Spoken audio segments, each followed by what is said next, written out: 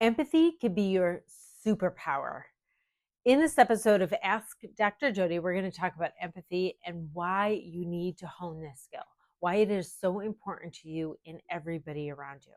It's important to your success, it's important to your happiness, it's important to all your relationships, and it is important. Empathy could give you the leg up, it could give you the advantage in so many situations. So first, let me explain what empathy is so that you can understand why it is your superpower. And if you don't know, I'm live every Monday at 8 p.m. Eastern. And you could ask me your questions. If you're on YouTube, you could send me your comments. And you can also sign up to be coached on the show live. You might have watched some episodes when I have a calling guest and people hear your voice, but they don't know who you are, and you could get live coaching on the show. In tonight's episode, we're talking about empathy as your superpower because there's a lot of stuff going on. There is a lot of stuff going on all the time. And if we are disconnected or afraid of it, then it hurts us and it hurts the people around us. It hurts our relationships. It hurts our success.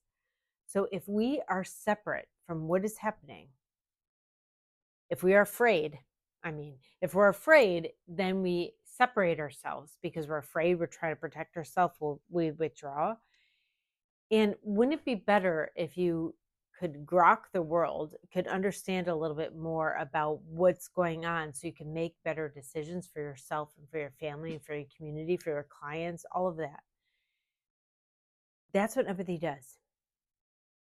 So I know there's some leaders in our country that's trying to make out empathy as if it is not a good thing, as if it is evil. I'm not really sure how they get to that conclusion that empathy is evil. Empathy is the antithesis of evil. It's love, right? So love is not evil. Love is love. Love is, I don't know, right? It's love and fear. There's two emotions, love and fear. Everything's either love or it's fear. Empathy is love. It's not fear. I think people want you to think that empathy is bad because they really need you to stay afraid so that they keep power.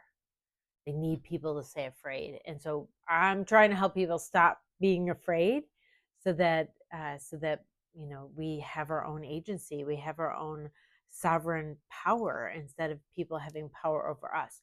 When you are afraid, you are more vulnerable to people having power over you. Empathy is about love. It's about understanding. So I don't think I defined it yet. I've recorded this a couple times, or I've started this a couple times, and I've had some tech errors. So I can't remember what I said and what I haven't said yet. So you're just going to have to bear with me when it's a live show. Okay, so empathy is feeling somebody else, putting yourself in the shoes of somebody else or an animal or something, trying to understand what they feel in that experience. So you imagine yourself in somebody else's experience and you could feel what they feel or imagine what they might feel. It's a guess, right? It's a guess. The word empathic means that you feel someone else's feelings, like you literally feel what they're feeling. And you might not even know that they're feeling bad, but you might feel it. So some people are highly sensitive and people give off energy when they feel certain ways, when they feel really bad, when they feel upset, when they feel mad or angry. There's an energy that is around them. And many people could feel that energy. Probably you could feel it too. But it is, so sometimes when people are empathic, which means they could feel someone else's feelings, they're highly sensitive. Sometimes they don't know what somebody else is. When they're young, especially, they just feel these negative feelings. You don't realize that they're not yours to feel. And then you're wondering, what's wrong with me? Why am I so sad? Why am I so upset? And so for young people who are highly sensitive, they really need some guidance from adults to just help them block some of that stuff out or understand it in a new way. I actually teach a class that's how to take that sensitivity into knowledge. And so you don't have to hold that feeling. So if you're empathic and you feel someone's feelings, like you're so overwhelmed and you withdraw, you can't even help the person at all. You know what I mean? So if you get the information without having to have the feelings, you could actually have the energy then to do something. If there was something for you to do, you'd have the energy to do that. So that's the difference. So that's empathic. Empathy means that you could imagine somebody's feelings. So if you have empathy for somebody, you're like, if I if I had that happen to me, this is how I'd feel. I can imagine. That's empathy. That's empathy. Having empathy. So being empathic and having empathy, really close to the same thing. Being able to be understanding or feeling or imagining what somebody else feels. This is very human. We are social beings, and this is a very human thing to feel the same way about difficult situations. So if you went through a hardship and another person went through a hardship, they both probably struggle in similar ways, like wondering why that happened to them, feeling the grief of the loss of whatever it was, worrying about if it would happen again or how they were going to get through it. These are very human ways to respond to a difficult situation. They're common ways. Yes, it's all different. And people have grief, and people, my chair keeps making noise, so I'm sorry about that if that's distracting you. People grieve in different ways, people respond in all different ways, but there's some similarities, you know what I mean? There's some, like, we get sad if someone hurts us. The different levels of sad and what we do and our meaning that we make around it could be completely different, but that general feeling is a regular human response. We're rejected, we feel sad. It's a regular human response to that experience, and it's pretty universal. It's not totally, because some people, don't have a lot of emotions at all, and some people don't have a lot of empathy at all. Sometimes that's learned, but I think there's some genetics around. Some people don't have much empathy, but sometimes, if you had, mm, if you had an upbringing and weren't really taught empathy too much, you might not have it. But empathy is learnable. That's why I'm making this video, because empathy is something that you can learn and you can teach yourself. And so it's important, because if you hone this skill, if you get more skilled at it, light went off. If you get more skilled, you could just give me a sec here. If you get more skilled at empathy, it could help you have more success. It could help you build better relationships. It could help you um, with more opportunities for yourself. It could help you create more things. It could help you get closer to people, feel good about yourself. So there's a lot of benefits to empathy. It is a superpower for sure, because it helps you understand a situation. It helps you understand people. You could read a situation, read the world, and that helps you make decisions that are better for you and better for other people and better for everybody, because you have information. So empathy is gathering information. And of course, if you have empathy, that means you're human and you're kind and you're care. Mostly you're going to take action that is out of caring and kindness and goodness. You can have empathy and feel someone else's feelings and then try to hurt them, but that's kind of not usually what people do. And probably, if you're doing that kind of stuff, you are not watching a video. You're not watching Ask Dr. Jodi show, because you really don't care about anybody around you, and you're not trying to heal or feel better. So you're not going to be watching me. So if you're watching me, then you are a kind and thoughtful person who wants to grow your empathy a little bit. Maybe you're overly empathetic, empathic, and you want to figure out how to put that into meaning and information, instead of just feeling people's feeling and not being able to do anything about it, being so overwhelmed that you just can't go out anymore and can't be around people. We don't want that, because you suffer, and then you don't feel like you have much of a purpose, because you're really so busy trying to protect yourself all the time.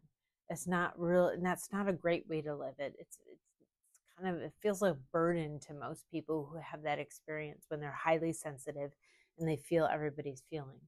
So I'm going to put in the first comments below this video, or if you're on my blog or wherever you are, I'm going to put below how to get that class if you want that class to learn how to get that information. All right, so let's talk about why empathy matters. I just briefly summarized it, all the benefits of it, but I guess I have some notes here that I have to. I made these notes before the first recording, and so here I'm again, and we are winging it this time. So I tried to do this a different night, and it didn't work. My sound didn't work. For the second time in a month, my sound didn't work, and so I'm recording it again for all of you. So why does empathy matter? Why does it matter? Why does it hurt you if you don't have it? Why does it help you if you do have it? So it helps you help friends through hardship. And if you're able to have empathy and understand what they're going through and be present with them because you get it, and you know that what they need is a friend who is present, who could listen, who could witness, who could be with them. You don't have to fix people's problems. You don't have to know the right answers and know how to guide them out of it. Really, the biggest thing your friend needs is your presence. And actually, in the beginning, when they're really upset and they need you, they don't really need you to start telling them what to do. They really just need to be listened to and to be witnessed in their own process. People know how to heal, their brains know how to heal, but what helps is having somebody there listening and witnessing and processing. So let me tell you a story. I went to a retreat, and the retreat leader had all these exercises that she did. This is all females or female identifying people at this retreat, and we were often paired up, and we had this exercise that we had to do. One of us had to express something from inside, and the other person had to witness, to just hold space for us to do whatever we wanted. They didn't coach us. They didn't try to explain anything. Sometimes we were sharing. We were sharing something from our past, and they were supposed to just listen. And I saw people healing in that room like I've never seen people healing. And because I'm a therapist, because I've been doing what I've been doing for a really long time, I knew that it was because they were being heard and witnessed in such a present state. This is the thing, is we don't listen to each other. We don't listen to each other in our culture. We're so worried. We're so lost in our own fears. When someone tells us about their life, we're afraid for them and we try to help. We get worried. We decenter the person speaking because of all we're thinking about what we're going to respond to them. We don't stop and just listen. And that's what people need most of the time. Like 95% of the time, that's what they need. They don't need advice, and they don't need advice yet, probably either. Like they don't need it for a while, and maybe you could do a brainstorm session together. I like to say this, especially to parents, because when our kids are struggling, we want to tell them what to do, we want to fix it, but they're not ready. They feel judged by our thing that we told them, our idea. We told them what to do, and they kind of fight back a little bit. Anyone have that happen to them? If their kid's going through a hard time and you say, why don't you do this? I think you should do this. You should have done this, whatever it is. Our intention is really helpful, right? Our intention is to help. Our intention is to help them get out of it, help them feel better, help them solve it. We're afraid for them. We're afraid for ourselves. We're afraid we're not going to know what to do. We're afraid that they're not going to know what to do. We're afraid if they're suffering. There's all of this stuff that comes into play. But what you want to do is listen longer than you expect that you should be listening. You want to listen. And then if they want advice, I like that there's this Buddhist saying, and I don't know who to said it, but it's, don't give advice unless you're asked 3 times. Don't give advice unless someone asks you 3 times. And you don't have to actually literally count to 3. It's a metaphor to remind us that mostly people don't want our advice unless they're asking for our advice. They just want us to listen. They just want us to be present and to witness what they're going through. And it's so powerful. Like I said at the retreat, it was so powerful. I don't think anyone else really understood the mechanism of what was helping them heal. For some of them, they might not have talked about that stuff in a long time, and maybe they thought they were just at the setting and it, was magical. And I knew, because I knew the difference between when someone tells something and someone just gives advice. I've been in groups before, like peer groups or groups of friends or whatever, and somebody's upset and everyone wants to like jump in or talk about when they had that experience, or they want to give advice, or they stop, the conversation stops. And if I'm in a group like that, I quite often ask the person more questions when I could get a word in. So if someone stops and talking about themselves, that person, it's like an open circle, right? So I always use this metaphor of open circles. So when there's a lot of tabs open in your head, I call them open circles, and and people are telling their story, in the middle of telling their story, in the middle of talking, I know they're not done. And I'm listening, I'm listening, I'm listening. People probably, when we're in a group setting, people probably think it's really odd that I don't, give advice right away because I'm a therapist. So if I'm with all my friends, I'm usually the last one to say it, because I know that person's not done talking. And instead of giving advice, I'm still like asking questions. When there's an intro, I don't correct people and say like, don't tell her, don't give advice yet. I don't do that kind of thing in a group. But when there is a space, I'll redirect everybody and recenter the person who is talking to help them finish, help them, kind of maybe model a little bit for everybody how to do that. And so listening is so powerful. You don't have, it's such a relief. Let it be a relief to you that you don't have to fix everybody, or you don't have to be like, I don't know how to help them. You don't have to. All you have to do is be present. It's 95% of what people need. And they don't need that other 5% of some guidance until later. And some of that they could research themselves. But if you're there, like if you're a parent and you're there, and after they've talked and after you've listened, when it gets to be obvious that it's time to make a plan forward, then you could ask them if they want a brainstorming session with you. Instead of giving advice, have a co-brainstorming session, because really what you want them to grow the skills in being able to think of all different ways forward, as many ways as you possibly could think of, and think about all the consequences of each of those ways. So if you did that, if you did a brainstorming session, a co-brainstorming session with your kids, it's so powerful, because they're thinking of ideas, you're thinking of ideas, but you're not like an expert and you're not judgmental. They don't experience it that way at all. And it's like popcorn. You're thinking of ideas and you're popping out different ideas. I don't know. It feels good. If there's a whole different energy to that kind of conversation, and the person is skilled and able to use their skills to think of some things, or they could play off, like you had an idea and they could have play off it. And what if I did it this way? And I could do that, but add this to it. These are really, really, really good skills for them to have. So when you have empathy, you can help them through hardships by being present. And when you're present and if you're having a really hard time and you're talking to somebody and they're so present, they have to have empathy. Because if they didn't have empathy, or they weren't thinking about you, and they weren't really listening, or they didn't care about your story, it would not feel like they were present. It would not feel like they were present. You know what I mean? They have to be empathetic, and they have to be present with you like that to feel it. So that kind of person who's present like that can help you through a hardship like nobody else can. And if you're the person who's empathetic and you're helping someone through a hard time, this is the meaning of life. Helping each other get through this thing.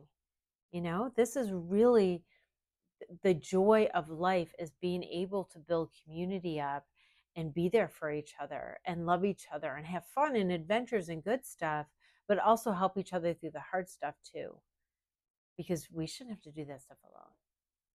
So empathy can make your life better. It is a superpower for sure. Okay, so it helps you understand other people's perspectives. So it's good socially because it helps you understand what somebody else understands and why they understand it. And when you understand someone else's perspectives, you don't take things as personal. You realize that this is really about them and not about you at all. It feels so good. When you're empathetic, you really have that knowledge and that understanding. And when you express it, you're deeply validating and healing another person. So when people are hurt, all hurt is an invalidation. It's a devaluing of something that's important to a person or that person themselves. So anytime somebody is hurt in life, they feel devalued in that hurt. So I don't know what else to call it besides hurt, I guess, but all hurt feels devalued. And so if you think about it, then all healing has to be like a revaluing of somebody. So validation is valuing, like validation is from the word value, giving someone value or helping someone feel valued about that thing. So validating somebody or having empathy for somebody is a deep acknowledgement, deep value acknowledgement of them and the sacredness of whatever they have experienced. Like if we could heal people, the world becomes better. The more people that we heal, the more fear that we could heal and get rid of, and the more, because fear makes people get power over others.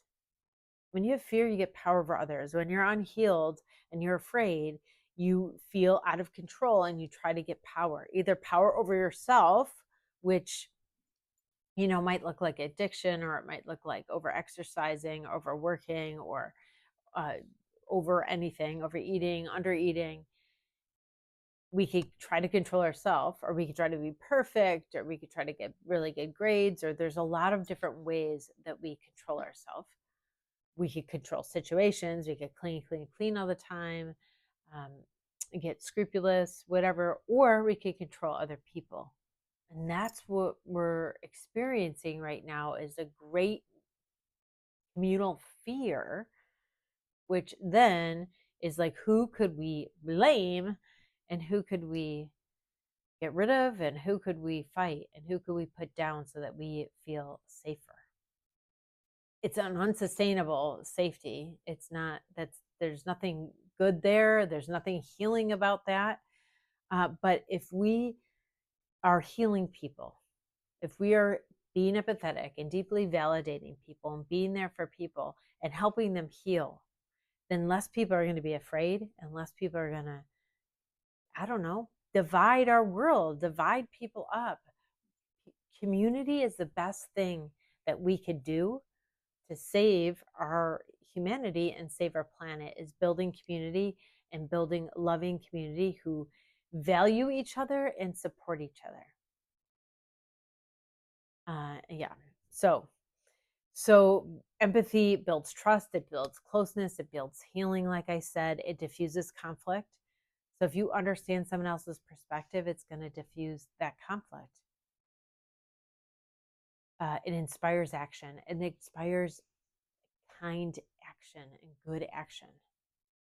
If you're empathetic and you understand what someone's going through, you want to help them. Because you're like, if it was me, I'd love someone to help me. And so you would help somebody else.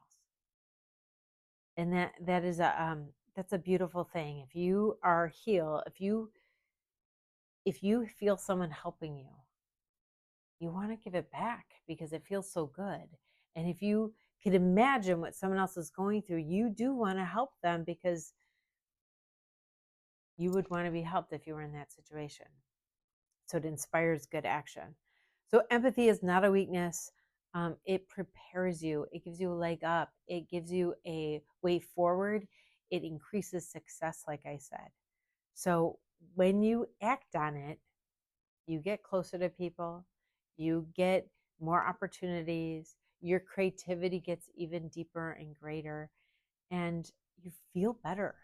You feel better about yourself because you're not only empathetic with everybody around you, but you're empathetic with yourself. You understand yourself, you have self compassion, you have self empathy, and that's going to be healing for yourself as well. And you'll surround yourself with good people. You surround yourself with good people. Sometimes people think that empaths actually attract narcissistic people or difficult people because they feel bad for them and they want to help them, and so they attract them. You don't necessarily have to do that. Not if not if you have empathy. This is like if you're talking about empaths again, those sensitive people that we were mentioning in the beginning. Sometimes people think that if you have a lot of if you're empathic, often you attract difficult people, and perhaps it's not a universal thing, but it could be because often we grow sensitive. If we're growing up in a home that's very chaotic, we might learn sensitivity because we need it to survive. We need to read our parents or something to make sure they're okay, to make sure we're okay that night. So we really do need to read other people's feelings, and we learn that skill. And so sometimes if you've grown up in an environment like that, that's what you're used to. And sometimes you do build more relationships as an adult similar to those kind of chaotic relationships. So it does sometimes happen. Uh, when you're empathic, you in both ways, you want to help other people, but there's like a groundedness that you want. You want to help out of your overflow. So people pleasing, if you think about people who are empaths, who are people pleasers, that's more about your self-worth, right? So if you're empathetic, gosh, if you're empathetic, that means you're focused on other people and you care, right? In that moment that you're empathetic. And if you are, I lost what I was saying. Um, Sorry about that. Oh, yes, I know. I was talking about people pleasing. We please people because we don't feel worthy enough that unless we help other people. And so sometimes if you're a sensitive person and you're empathic and then you are also a people pleaser because you don't feel like your self-worth is enough, those are two different things, but they look similar and they go together a lot of times because you use that skill of being empathic to people please. And also, like I said, if you were younger and had a chaotic home and you built those sensitive skills, you may also be a people pleaser because you are used to trying to pacify people around you to keep them happy so they don't get angry. They don't get angry with you. So there is a connection there, but it's not the same thing. Like someone who's empathic or empathetic is not necessarily a people pleaser, because you could be generous and you could heal others and you could care about others and you could give to others out of your overflow. Someone who's people pleasing is at a deficit and they're trying to people please to like tread water, to like keep their head above water, but it's not actually helping them tread water. It's pushing them down a little bit more and they have to tread harder and they're people pleasing harder. You know what I mean? And if you are grounded and rooted and you believe in yourself and know who you are and you're empathetic to other people, you could give out of that overflow. And even if you're not, even if everyone's in all levels healed. I mean, I'm not, I'm going on total tangent tonight, but everyone's at so many different levels of how they are. So I'm not saying if you're grounded and your confidence in yourself, that's not, no one's 100% there. This is a real world. No one's 100% there. We're all really struggling, and sometimes we feel better than others. Some days we feel better than others. Some moments we feel better than others. But what I'm trying to say is that if you're people pleasing, it's from a deficit. But if you're generous, if you think about generous and giving to others, you could do that out of an overflow or out of that a kindness. If you're doing it out of kindness versus doing it out of to try to prove your worth or to try to keep someone from rejecting you, there's a difference. And it doesn't mean one person's unhealed, one person's healed. It's just like that moment, what the motivation for that action is. So it's not a commentary about who's better, because sometimes people please in some relationships, but are generous and give out of overflow in other relationships. Same person. So I'm not trying to say there's people who do this and people who do that. I have to be really careful when I'm speaking. I know that there's so many different people and so many different feelings that when you listen, you hear it through your own paradigm when you listen to me. And so you could hear that sometimes I keep saying this too, that I go in caveats because I'm like, oh, so I have to make sure the person who heard it this way doesn't get upset. Well, thanks so much for watching this Ask Dr. Jodi episode. I'm on every Monday at 8 p.m. I'm so happy to be here. You could find my podcast on all podcast apps, or you could watch me on YouTube here and subscribe. Keep watching.